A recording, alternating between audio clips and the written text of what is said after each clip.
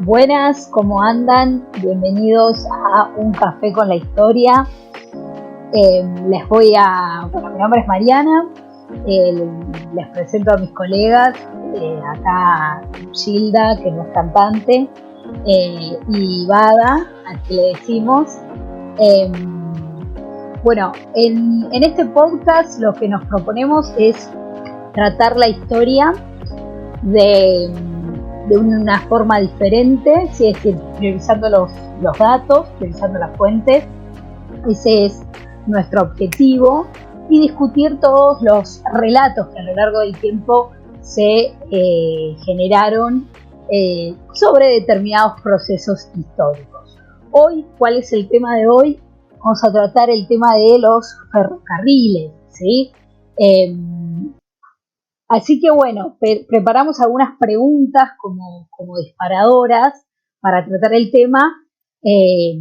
Una de las primeras preguntas que nos planteamos acá con mis colegas fue ¿por qué? Es decir, las causas por las cuales se responsabiliza al expresidente Menem por la decadencia de los ferrocarriles, ¿no? Es decir, en los saberes populares, en las escuelas, en las universidades, es muy común, en la televisión, en cualquier programa de radio, es muy común encontrarse con críticas en este punto al presidente de, digamos, como si fuera el culpable de la decadencia de los ferrocarriles en este país. ¿Y esto es así o no, compañeros? Mira, si nos remontamos a archivos en cuanto a entrevistas al presidente Carlos Menem, estamos hablando de la década del 90, hay una famosa frase que dice que ramal que para, ramal que se cierra. Bien, fue el pie para hacer lo que se iba a hacer, cerrar los ramales que eran muy deficitarios y los que prácticamente eran ya difíciles de sostener. No nos olvidemos que Carlos Menem, al iniciar su gobierno, plantea la reforma del Estado, donde están excluidas todas las empresas estatales que daban déficit, y yo creo que no quedaba ninguna fuera. Una de esas era Ferrocarriles Argentinos. Cuando comienza el gobierno de Menem tampoco comienza con el pie, digamos, derecho, ni pasan muchas cosas, como una hiperinflación que no terminan de combatir hasta la convertibilidad, que va a venir con el ministro Domingo Cavallo. Pues bien, creo que a partir de ahí dejó como la semilla de que todo se inició con Carlos Menem. Pero más que nada se nota que esa culpa aparece después del 2001. Hay como un ataque muy, muy marcado hacia lo que sea liberalismo y a lo que nombraron en esa década neoliberalismo. Exacto. Que muchos liberales hoy podrían decir que está muy mal ese concepto, pero bueno, ha quedado. Eso es así, no, tenemos que refutarlo, sí, pero ha quedado y es complicado sacarlo del lenguaje académico, porque tiene sus deficiencias Sí, metodológicas, hablar de es un, neoliberalismo. es Pero un bueno, concepto que ha quedado, ¿no? Es decir, se instauró, es como indiscutible para el general de los académicos. así es.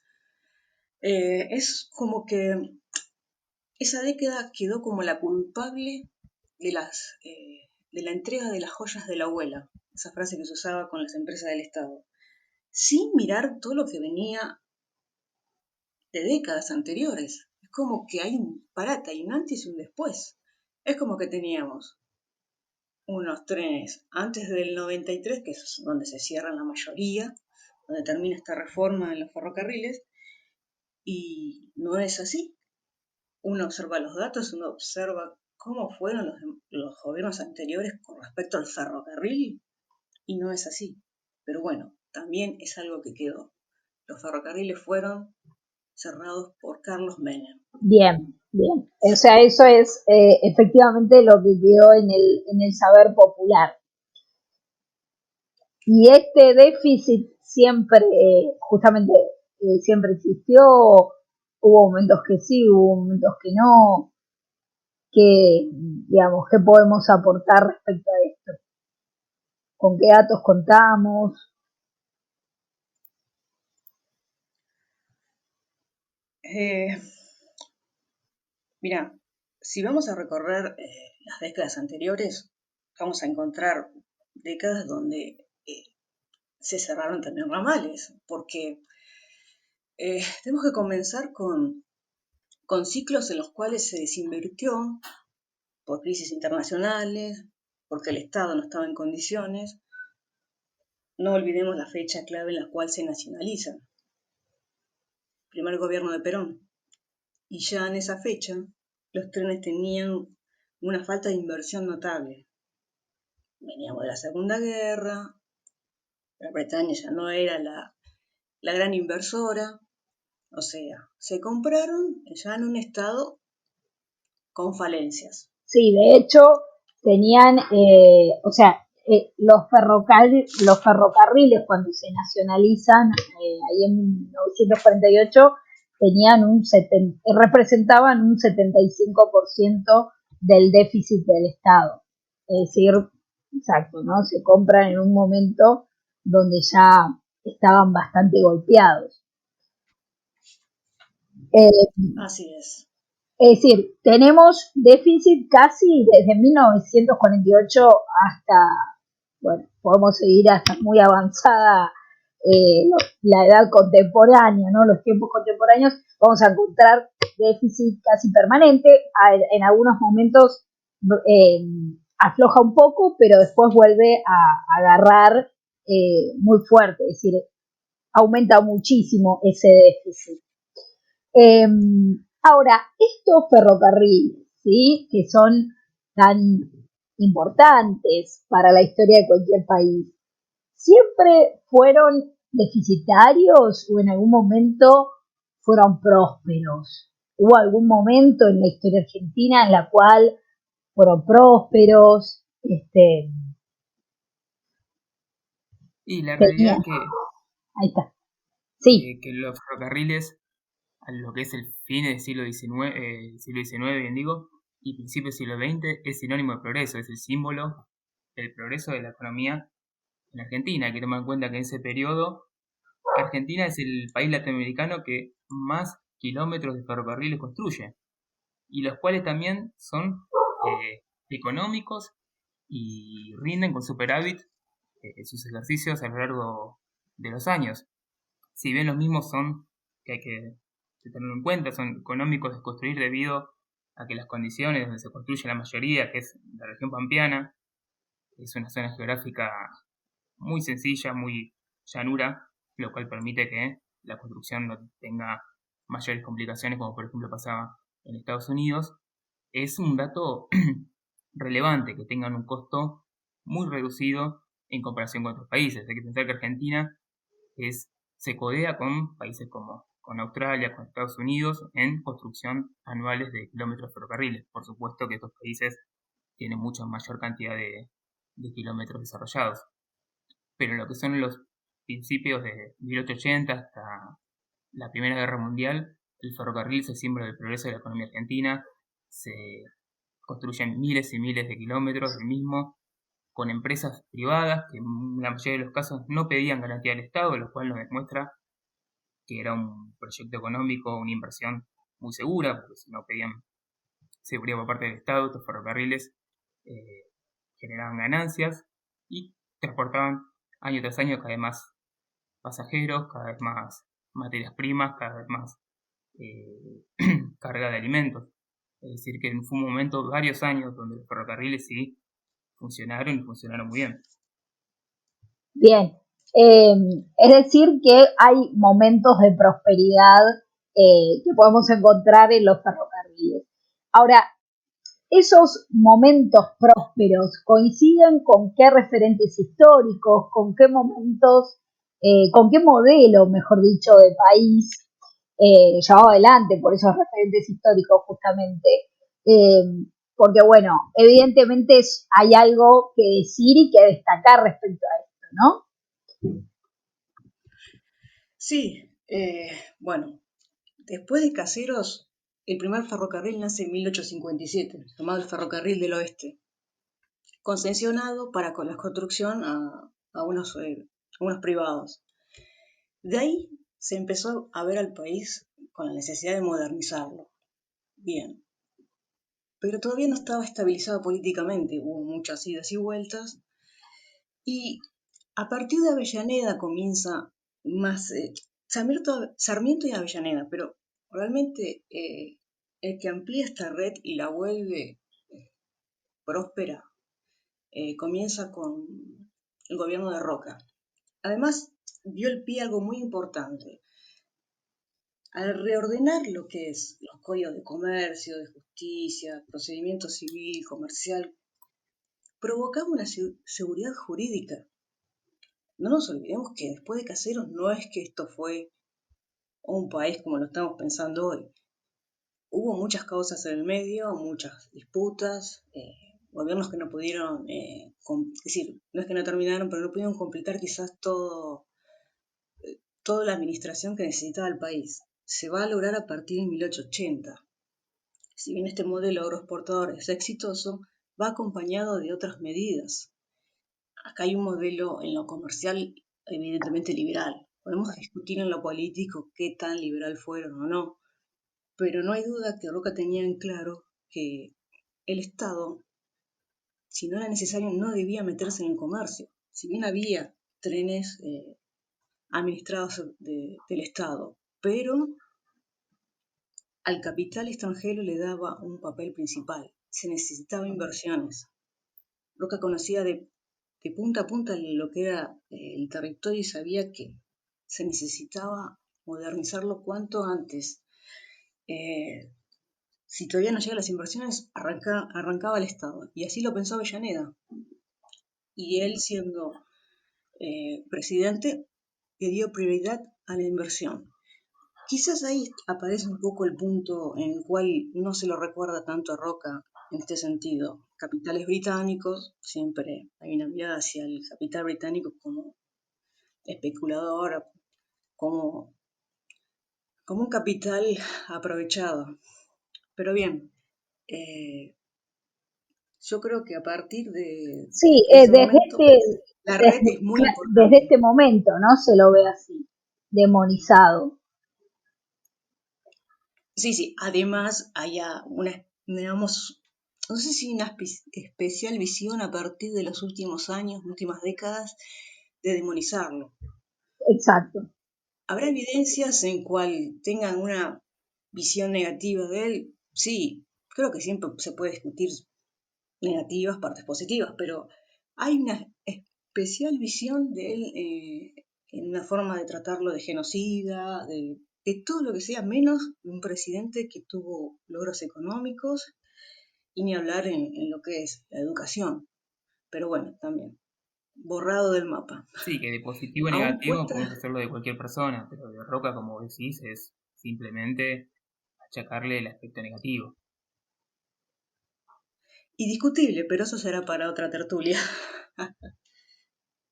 Es una figura, ¿no? Que, de nuevo, en los saberes populares, en las escuelas, en las universidades, prácticamente parecía que lo único que importa de este personaje histórico es la llamada campaña al desierto, ¿no? Y esta demonización y tratarlo de genocida cuando, bueno, no ni siquiera califica como genocidio por la cantidad de muertos, etcétera, pero bueno, es meterse en un terreno un poco más complejo ahí. Pero está bueno, ¿no? Pensar, volver a pensar a esta figura histórica se ha, que algunos, ¿no? Decidieron demonizar. Sin embargo, es una figura que de alguna manera delineó a la Argentina moderna, ¿no? Es un líder que delineó, que pensó a la Argentina moderna en cuanto a fronteras, en cuanto a ideas, aunque lamentablemente poco hay en la actualidad de esas ideas de progreso, esas ideas liberales, por lo menos en lo económico, como decía Gilda, es decir, en la actualidad queda muy poco de esta figura histórica. Pero bueno, metiéndonos un poco más en pensar la decadencia. ¿Por qué la decadencia? ¿Cuáles son las causas de la decadencia de los ferrocarriles? ¿Por qué se vinieron tan abajo? ¿Por qué fueron abandonados, dejados de lado frente a otros medios de transporte? Y bueno, los pueblos que rodeaban los ferrocarriles, muchos en la actualidad son pueblos fantasma, ¿no? ¿Qué, ¿Qué podemos decir sobre esto? Bueno, para, digamos, darle comienzo a su, entre comillas, decadencia, tenemos que pensar que en el siglo XX, en la Primera Guerra Mundial ya dejamos de recibir inversión.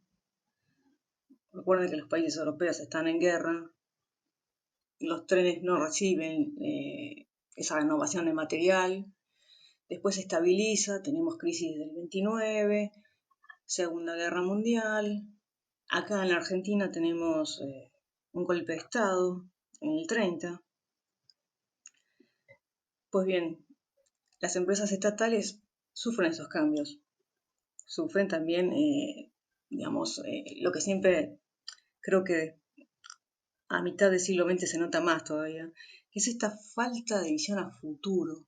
Es decir, un plan de gobierno que lo continúen en grandes líneas y es como que se empieza a empezar de cero cada gobierno. La visión del 30 va a diferir mucho de los 40. De hecho, va a haber golpes militares hasta la, la ascensión de Perón, su primer gobierno, que ahí se dice que hay improvisación, pero nunca se sabrá. Al nacionalizarlo se piensa que es porque no consiguen inversiones, se piensa que es por un tema del boicot de Estados Unidos por nuestra no participación, entre comillas, en la Segunda Guerra Mundial, porque de alguna manera ayudamos a los alemanes, pero vamos a decir que no participamos, fuimos neutrales, eso nos costó, pero no sé si fue buena idea, de hecho después se va a demostrar que no, porque el capital británico ya no va a ser lo mismo. Después de la Segunda Guerra Mundial ya la hegemonía de esas inversiones no son iguales. Y ahí se comienza una decadencia en cuanto a lo que es infraestructura, maquinaria, personal. De hecho aumenta el personal, pero no tenemos nuevo material rodante, cuesta. Décadas después se va a intentar una renovación, aparecen planes como el plan Larkin, que tampoco se termina.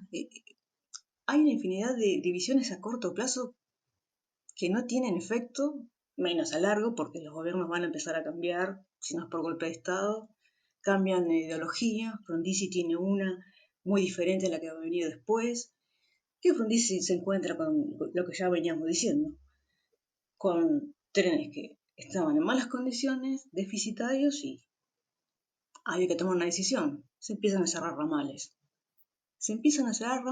Así que no se cierran ramales en los 90 exclusivamente, se vienen cerrando desde los 60 y se siguió cerrando en los 70. Lo que pasa es que no nos fuimos dando en cantidad, pero el pueblo que lo sufrió se enteró.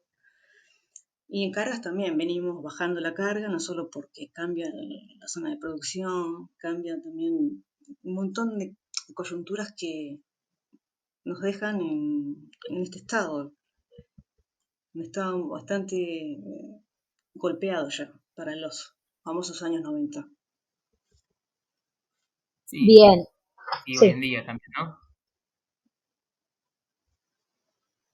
Bueno, Por hoy en ejemplo, hace día. 4 años que está parada las obras del soterramiento del ferrocarril Sarmiento, que es el principal ferrocarril de esta parte de pasajeros. Una obra de licitación millonaria que quedó en la nada, que bueno, tuvo que pasar por estaciones de las obras sin concluir, entre otros cientos de ejemplos que se pueden dar. exacto, sí, sí, sí. tal cual. La verdad, esto Fíjese, permanece. eh, no quería agregar a lo que decía Nacho. Este problema de nunca se termina un proyecto, parece que ya lo tenemos de décadas. Es decir, no tenemos un plan económico ahora, menos que antes, al menos teníamos antes un plan, aunque sea escrito en un papel, ahora no tenemos ni eso. ¿Qué capital podría invertir? El Estado no está en condiciones de poner un peso. Inversiones extranjeras y va a quedar así sin terminar por un buen tiempo. Vos recién nombrabas la década del 50, del 60, del 70, épocas de gobiernos democráticos que duraban 2, 3 años con toda la suerte. Golpes militares constantes, enfrentamientos dentro de los grupos militares de ideologías diversas. Posteriormente, guerrilla, lucha armada, etc. Imposible algún tipo de inclusión. Es un riesgo. Aparte, ningún tipo de planificación. Gobiernos que deshacen y rehacen lo que hicieron los anteriores. O sea, ¿qué tipo de inversión puede llegar en un contexto político de tal magnitud? Sí. Sí, así es. Además, hay un tema que quizás hay zonas que sí dejaron de ser potables para las inversiones. Ojo, no significa que también, más allá de la desinversión, hay problemas de pueblos que también la gente emigra por un montón de otras cosas. Pero se podía haber tomado en cuenta otras ciudades que sí, se podían haber rescatado muchas redes de carga, pero bueno, hubo una mirada hacia lo que fue la estructura vial, es decir, hacer rutas, que tampoco fue muy rápida, ni tampoco fue acompañado un gran desarrollo. Pero bueno, se cambió el transporte, se fue usando el camión, se dejó de lado el tren de carga y también colaboró a la muerte de lo que quedaba. Sí, respecto a eso, me parece que vale la pena mencionar algunos datos de las diferencias entre el transporte por tren, ya sea de pasajeros o de mercancías, respecto al camión, ¿no? Es decir, por acá sí tengo algunos datos que son del 2018, no tan nuevos, pero que sirven. Por ejemplo, 1 kilómetro de autopista, ¿sí? Hacer 1 kilómetro de autopista salía $500.000 y te dura aproximadamente 8 años. Mientras que 1 kilómetro de vía férrea salía $200.000 y te dura 20 años. Es decir, es más barato y además te dura más. Por otro lado, bueno, tenés un tema de combustible, ¿no? Es decir, eh, aguanta menos el combustible en un camión.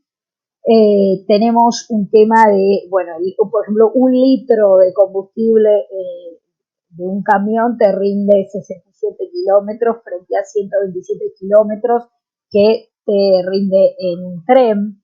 El camión, ¿no? Contamina 30 veces más que el tren. Es decir, tenemos un medio de transporte que es más barato, que beneficia al ambiente, es decir, menos contaminación, que te evita problemas de tráfico, además de permitirte transportar mucha gente, mucha mercadería y demás.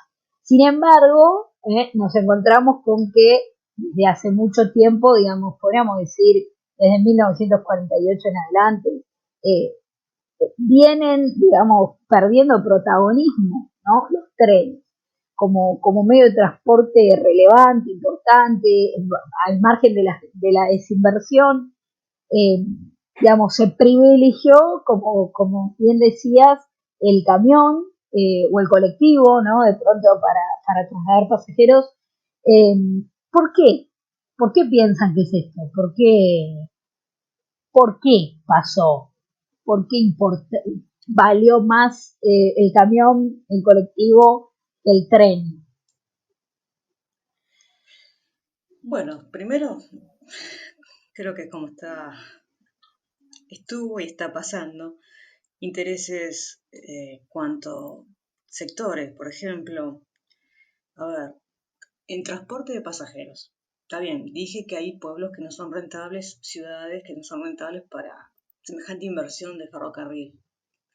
Pero bien, podría implementarse en algunas ciudades y de ahí prácticamente unir de alguna manera con las líneas low cost, por ejemplo, para turismo, porque es algo temporal y durante el año quizás nadie volaría.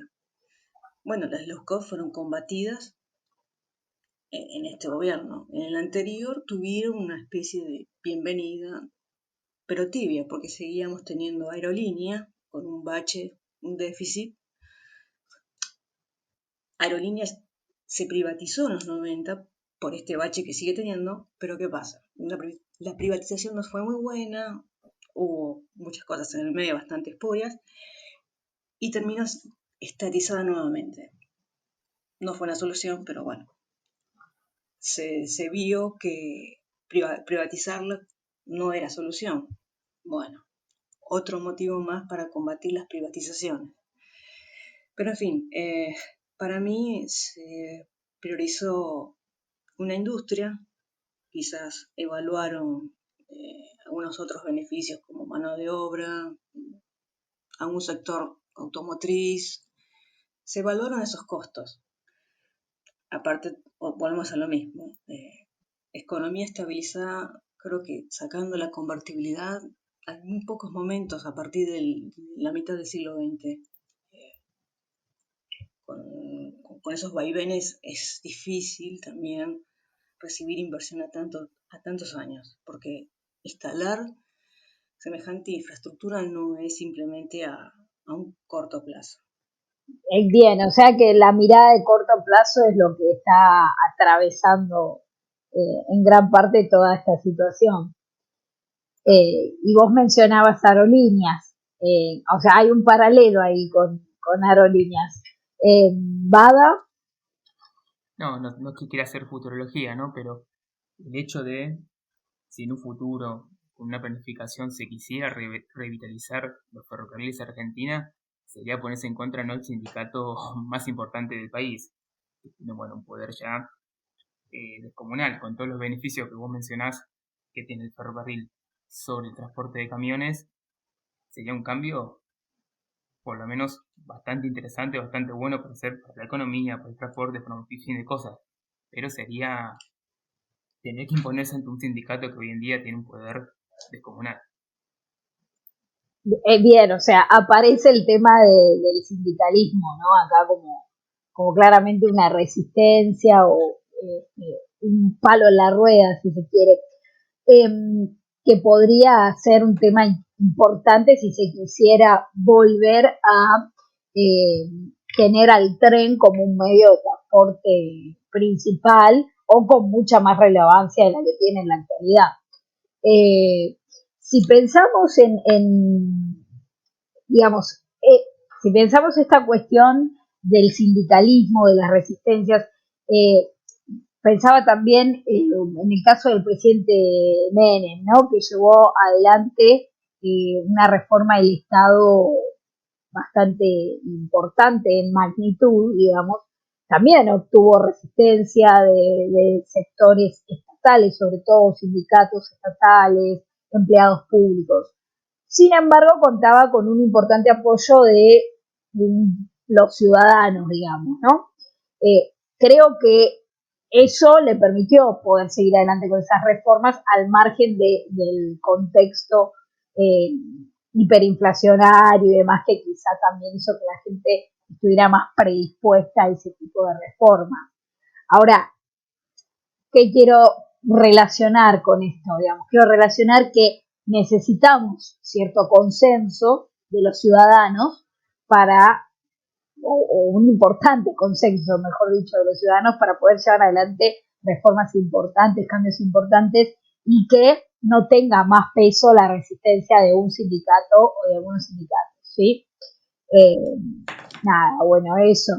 Ahí, Gilda, no sé si querías aportar algo. Sí, es un sindicato que termina siendo una corporación. Siempre que hablamos de que hay gobiernos que luchan contra las corporaciones, esta corporación está más firme que nunca. Y bueno, si bien Menem tenía apoyo, Menem no, tenía vamos a decir, un norte, un lugar hacia dónde ir, y creo que el plan estaba claro en cuanto a empresa que tiene gran déficit se tiene que privatizar. ¿Por qué? No solamente porque no cerraban los números, sino también hay un tema de infraestructura. Me voy a otra empresa, que, para hacer un comparativo, telecomunicaciones. Si en esos 10 años en los cuales lo que era Entel termina siendo Telecom, Telefónica, nos podemos quejar ahora de los celulares, por ejemplo, pero si en esos 10 años, yo no sé si estos últimos años hubiésemos tenido, aunque sea algo de Internet. Me acuerdo que un teléfono, estoy hablando a fines de los 80, no estoy hablando hace 50 años atrás, fines de los 80 tardaba años en un teléfono. Piensen ustedes lo que hubiera sido pedir Internet. Sí, tal cual, tal cual. Claramente, si vemos, además, ¿no? Por ejemplo, en el caso de los ferrocarriles, si vemos si eran más privados o más estatales, por lo menos de 1870 a 1915, ¿con qué nos encontramos? ¿Eran más privados, más públicos? O sea, digamos, el periodo que coincide con la prosperidad de los ferrocarriles. ¿Teníamos más ferrocarriles públicos, más ferrocarriles privados?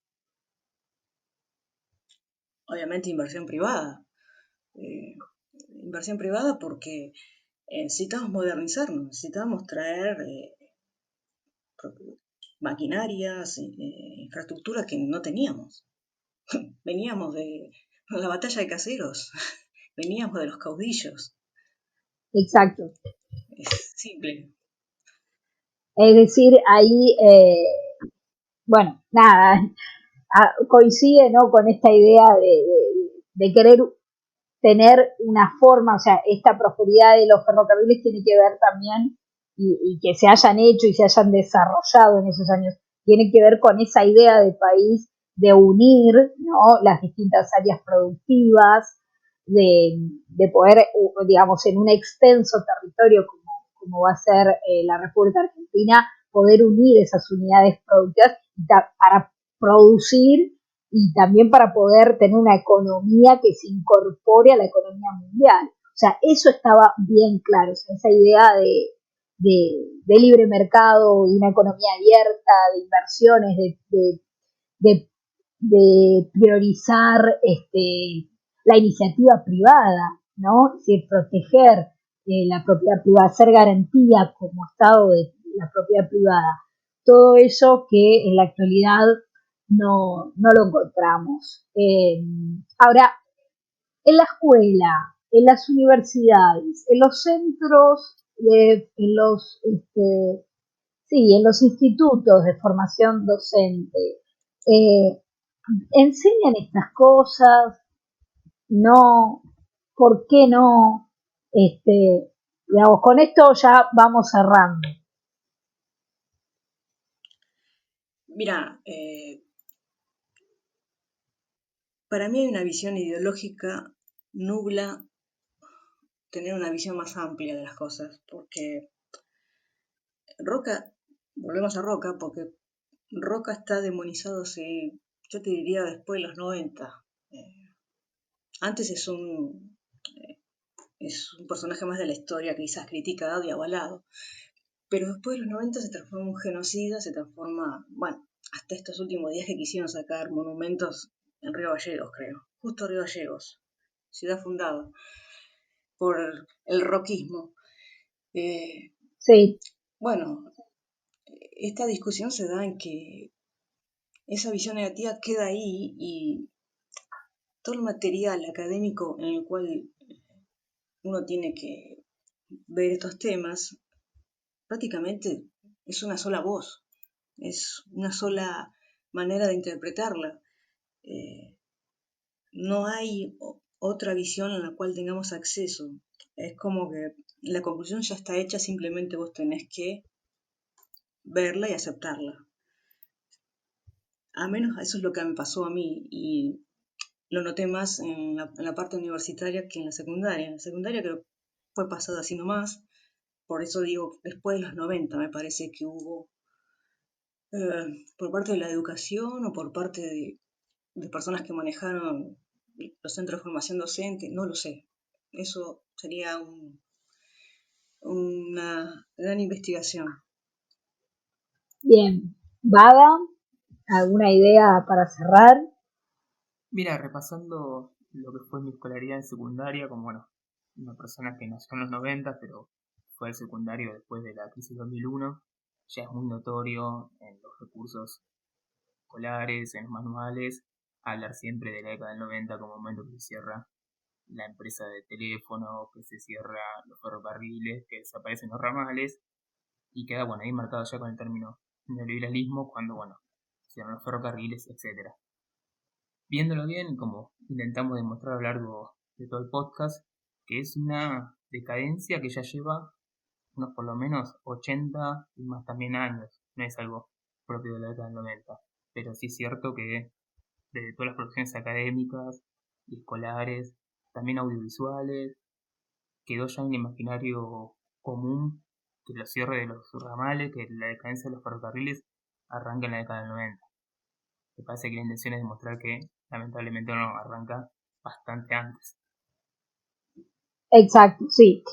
Bueno, me quedo con esto, me quedo con el tema de volver a intentar pensar a largo plazo como sociedad, como país, digamos, todos esos lugares que en el pasado desbordaban futuro, ¿no? Alrededor de los trenes, esos pueblos que desbordaban futuro a su alrededor, y muchos hoy son pueblos fantasma que en el presente, al revés de lo que pasaba en el pasado, desbordan justamente el pasado, ¿no? Decadencia.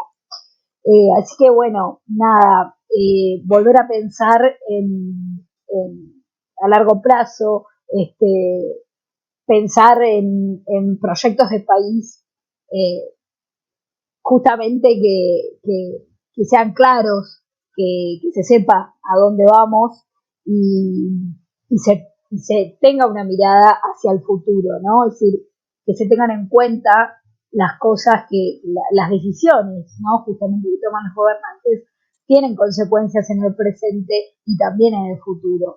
Ojalá, ¿no? Empecemos a encontrarnos con gobernantes y con ciudadanos más responsables con una visión de futuro y a largo plazo. Bueno, digamos ya por hoy es suficiente, así que vamos a cerrar este podcast por el día de hoy. La próxima tertulia, el próximo capítulo, vamos a tratar el tema de la guerrilla, ¿sí? El tema de la guerrilla de los años, de la década del 70, de la década del 80. Esperamos no haberlos aburrido demasiado y volver a contar con su apoyo en el próximo episodio. También esperamos sus comentarios, consultas, dudas, quejas, lo que sea, por las distintas redes sociales o por email. ¿Sí? Hay un correo electrónico que es uncafeconlahistoria@gmail.com. Bueno, gracias entonces a mis colegas y gracias a ustedes por escucharnos. Nos reencontramos la próxima, que tengan en 2 semanas más o menos, así que tengan 2 semanas muy buenas. Hasta la próxima.